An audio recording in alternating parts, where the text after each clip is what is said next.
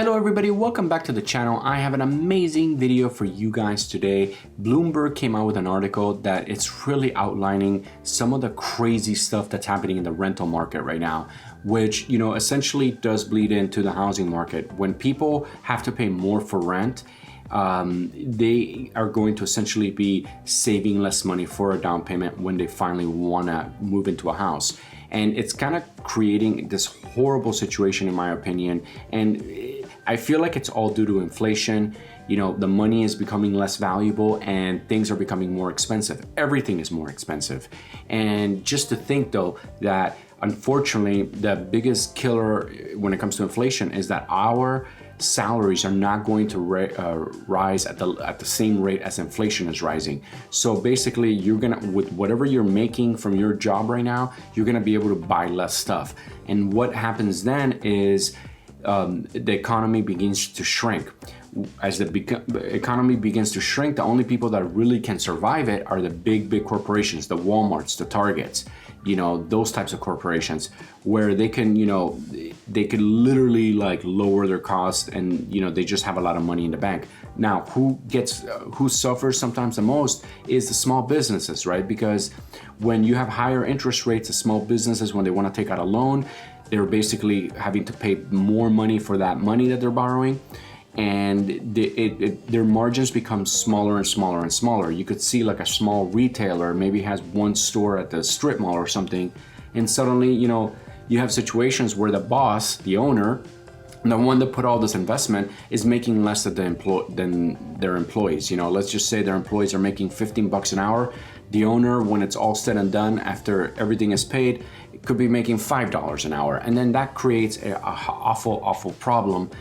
And that's what we're seeing. That's inflation for you, right? So then if those small businesses start shutting down, then you could see the spiral of just like a recession. And that's where the fears are coming in. Right now, we're in this like sort of honeymoon period where we're like, oh yeah, we're looking at inflation as like this day to day. And a lot of people, I think especially a lot of young people are under the impression that inflation could just come down. Like, oh yeah, just bring it down. Like next month is coming down. And it's not the way how inflation works. Inflation is a long-term kind of problem, and it takes a long time for it to get back to normal. And that's something that people need to realize, right? It's not just like a quick correction. And I think younger people that haven't experienced inflation definitely think that it's gonna be, in and out. But if you talk to some older people that lived through the 70s and, into the 80s, they're gonna tell you that no, it takes a while for things to get back to normal. And you just look at historically in other countries, look how long it takes for the countries to get back to that 2 to 3% inflation, which is healthy for an economy. So, right now we're like almost triple that, right? And it's definitely a problem. Now, why are rents going up so much is, it's basically, it's a supply and demand issue. But let's read a little bit. Let me show you this chart right here. Look at this. Tight inventory is leading to bidding wars, typically more of a fixture of a home buying market. Rising costs and shortage of available units are giving landlords a leverage to hike rents at prices at really high price points. Look, Miami, Florida, annual inflation rate is 39.5% when it comes to housing. The average rent right now in Miami is $2,500. So you gotta wonder,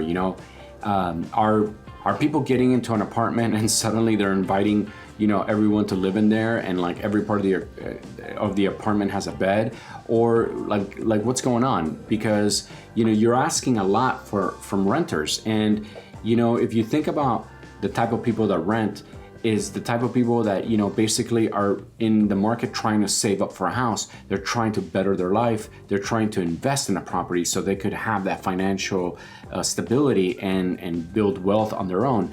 But when now they're having to pay $2,500, and let's just say their paycheck is $5,000 a month or $4,000 a month, which is a normal paycheck, guys. It's it's what people make in Miami. And not everybody, but I'm talking about like average workers, right?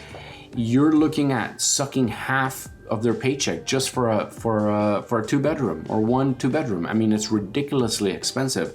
What that essentially is going to do is lower our GDP And when our GDP gets lowered, that's when the layoffs and that's when the companies begin to shut down, and that's when we're gonna see the stock market crash. So right now, this is all in general, this is all about inflation. Is the name of the game right now, and it's really like hitting us really hard. Now, if you look at San Diego, the median rent is $3,300.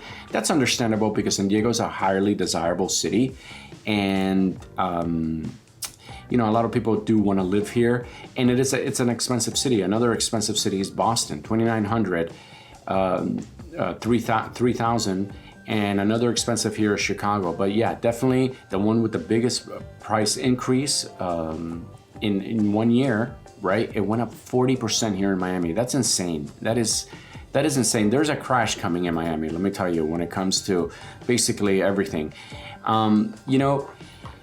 We need to start thinking that, check this out. At the end of the federal eviction moratorium, combined with dwelling rental assistance, has forced people to make tough choices. Look, we're gonna have to really think about what our future here is gonna look like in the next 5 years. How are we gonna position ourselves for growth?